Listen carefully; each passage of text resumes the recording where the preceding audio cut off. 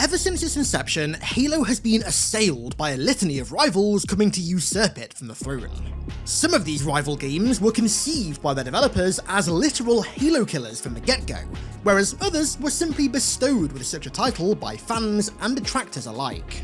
For as long as this war waged, nobody ever won, nor lost. It kinda just fizzled out as the industry pivoted to other things. But that didn't stop veterans of the Halo killer wars from sticking to their guns when new games came along that fit their bill. Enter Splitgate. Splitgate released in 2019, offering a unique take on FPS arena shooter gameplay, a blend of Halo, Call of Duty, and Portal. It was immediately labelled as a Halo killer by fans, and all things considered, as a standalone title, it was really successful. But now Splitgate has returned, bigger and better than ever before, with Splitgate 2. And if we know one thing, it's that second entries in franchises typically end up being the best. However, Splitgate was never actually a quote-unquote Halo killer, nor has it become a quote-unquote Halo killer. Is it made by a passionate team of Halo fans? Absolutely, unequivocally. Are some of its foundations inspired by their love of Halo? For sure. And while some of these foundations are clearly visible in Splitgate 2, much to the game's benefit, may I add, it is very clearly its own beast, and we have a lot to talk about today pertaining to that. A couple weeks ago, the developers over at 1047 Games invited me to a private playtest of the game, and also asked to sponsor a video talking about Splitgate 2 and its open alpha that is out right now. But more on that later, because I want to start out by looking at their novel, yet also familiar approach to the Sandbox. Splitgate 2's weapons are like a direct crossover between Halo and classic sort of Black Ops 2 era Call of Duty, which to me is very Kino. So each map is littered with timed power weapons that teams have to fight for control of, very similar to Halo. These range from rockets to sniper to the bat, and my personal favourite, the Slipstream. Two different SMGs that initially you dual wield, but that you can also combine together on the fly to turn into sort of longer range, ultra powerful assault rifle. Genuinely speaking, I have not had this much fun with a power weapon in a very long time. But there are also limited loadouts, so you can spawn with a handful of utility weapons, from a DMR to a BR, AR, SMG, and a shotgun, each with two possible attachments that ever so slightly buff their traits, like an extended mag or a laser device or rapid fire, for example, which is one of my favourites because it harkened back to some good old-fashioned nostalgic times. These loadouts also come with a choice of two faction-dependent perks, which does function in a very classic COD-style way, a faction-based ability, and a faction-based gadget. Now, let's talk about these factions, because the way that they work is really interesting and very novel. So there are three factions in this game, and not only do they do, well, what I just described, but they also change your character's appearance and also alter the design and some of the base traits of their loadout weapons. So if you go for the Sabrask faction, they're more kind of human industrial designed, with a defensive shield ability, perks that emphasize constitution and survivability, grenade-based gadgets, and loadout weapons that look more industrial and fire your very typical human ballistics. Eros are quite the opposite. They're much more sleek and agile looking to fit their, well, fittingly higher agility, with perks and gadgets that also emphasize that, with an ability that boosts movement speed and reload speeds, and also energy-based weapons over regular ballistics.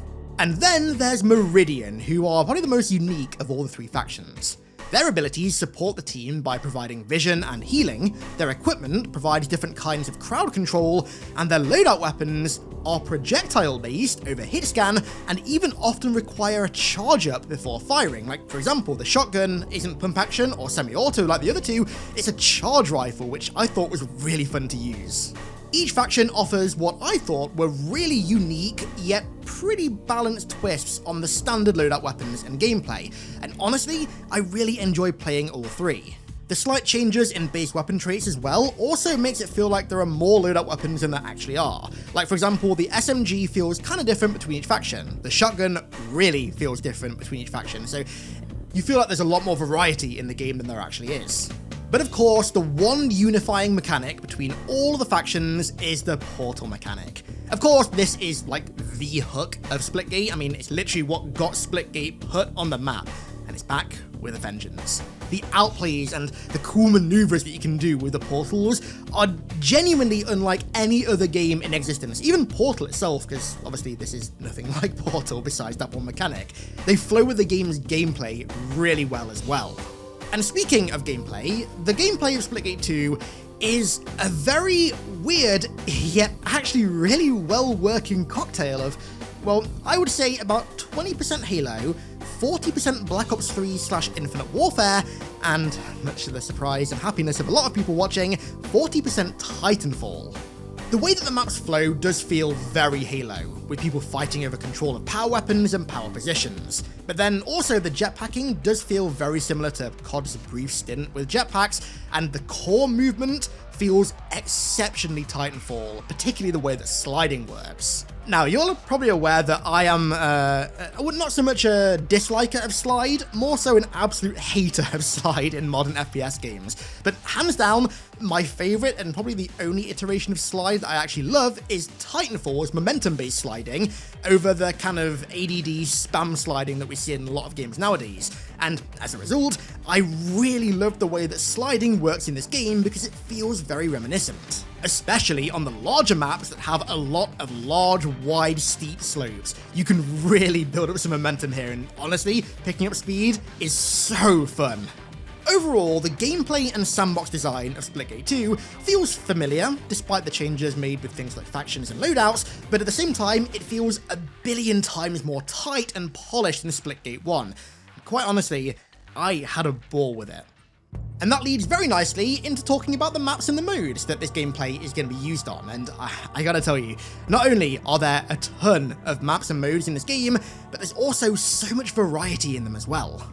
Even more so when you consider that this is an alpha. This isn't a full game, this is an alpha. That variety is going to feel pretty nostalgic to us Halo fans, I gotta say. So of course there's your standard Team Slayer mode. I mean, is any game really complete without Team Slayer? There's also Hot Zone, which is essentially Halo Infinite's version of King of the Hill, where instead of soaking up time as like an individual score metric, you instead have to spend time in a hill and capture that hill to gain 1 point, and I believe it's the first of 2 wins. But then there are 2 new modes. First off, Split Ball, which is an arena-ified version of Stockpile, where you have to capture 3 neutral balls and return them to your team's ball pedestal 3 times to win. But the caveat is that if you infiltrate the enemy's base, you can steal their balls from their podium. So you kind of get that back and forth fighting for neutral balls gameplay, whilst also the gameplay where you can sneak into the enemy's base and steal their balls. You can't crush their balls, but you can swipe their balls from underneath them and place them in your ball holder. I'm pretty sure you can actually also throw their balls off the map as well, if you really want to. Moving away from balls for a minute, there's then Firecracker, which is my personal favourite. Described as search and destroy with respawns, this actually gives me really, really nice flashbacks to both Sabotage and Demolition, which were 2 of my favourite OG and sadly now forgotten COD game modes. As the description implies, there are 2 bomb sites that you have to plant firecrackers on, but you only have to blow 1 up to win the round. Each round, you rotate between offense and defense, and I gotta say, playing a mode like this with power weapons to create kind of other points of contention on the map to draw teams to besides just the bomb sites was really, really fun. Even if I did kind of get slapped by Jack Frags while playing it, but, you know, silver linings.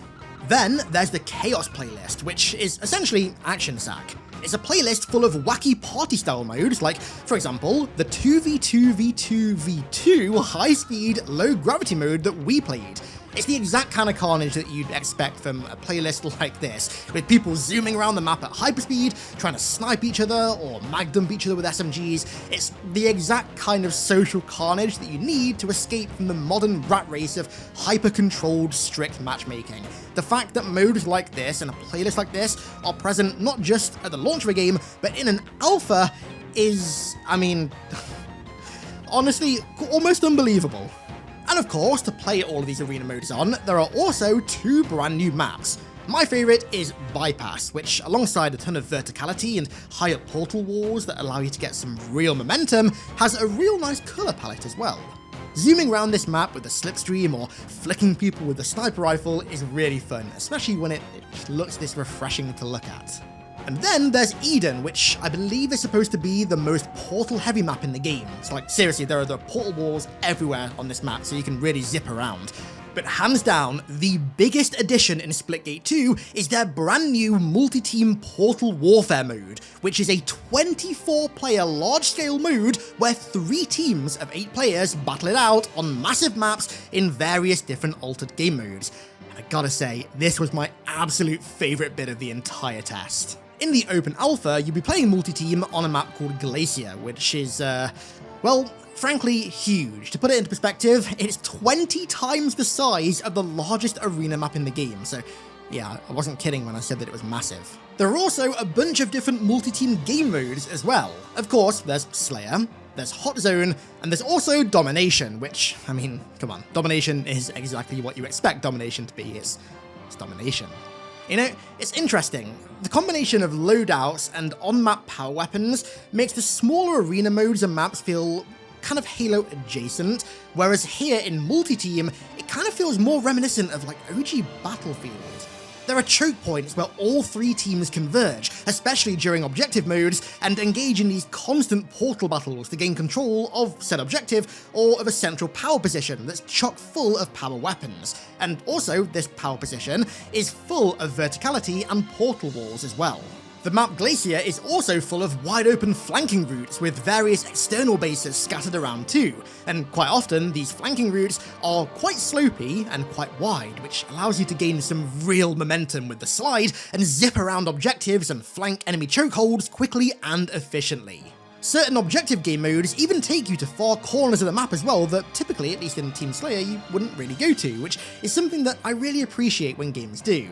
They make you fight in and around these outposts that are littered around the edge of the map, drawing you away from the centre and giving you a little bit of a breather from the chokeholds to fight in different areas. Honestly, I think even more so than Arena, multi-team is where Splitgate 2's gameplay really shines. From the movement and the faction-related gadgets that allow you to either fill a support role for your team or fill a more lethal damage-dealing role, to the portals that allow you to rapidly traverse the map, especially a map of this size. Again, this is some awesome social feeling carnage.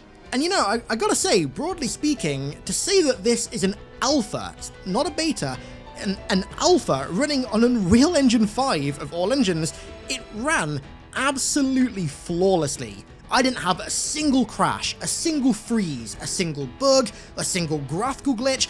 The only frame drop that I experienced, the one frame drop, was during my first time playing Glacier when the map was caching while I was playing it. All my games after that, it too ran flawlessly with 0 issues. I honestly don't think I've ever played a beta this polished, let alone an alpha. The Splitgate 2 Open Alpha is out right now on PC via Steam and on PS5 and Xbox Series S and X with full crossplay enabled. And then, when the game eventually fully releases, it'll also be available on Xbox One and PS4 as well. And you know, with how well it's running right now as an alpha, I genuinely have 0 concerns about how this game is going to feel and run on such outdated hardware. The Open Alpha is available from now through till March 2nd, and there are going to be Twitch drops all weekend with the developers from 1047 Games gifting a very fitting 1047 subs on Twitch throughout, so if you're a streamer, make sure you stream it. I know obviously this is a sponsored video, but I can genuinely hand on heart promise you that I had a ton of fun playing in this creator playtest. All I've been playing at the moment is Tarkov, and I've had a real itch for some classic arena pub stomping gameplay. And Splitgate 2 absolutely scratched that itch and then some. So make sure you get it downloaded today and give the game a shot. I guarantee you're gonna love it. Just make sure to use my link in the description. So thank you to 1047 Games for offering to sponsor a video, especially with the issues that I'm dealing with IRL at the moment. It really is very much appreciated. And thank you all for watching something that's, you know, a little bit different as well. Support on videos like this is always extremely appreciated, so thank you very much. I don't make a habit of them. I've literally only ever done one before, and that was also for Splitgate, so if you watch it this way through, I greatly appreciate your support. So with that said, I want to give a huge thank you to all of my amazing patrons for the continued support over there as per usual. Thank you all so much, and thank you all once again for watching. I really do appreciate it, and I'll catch you all in the next one.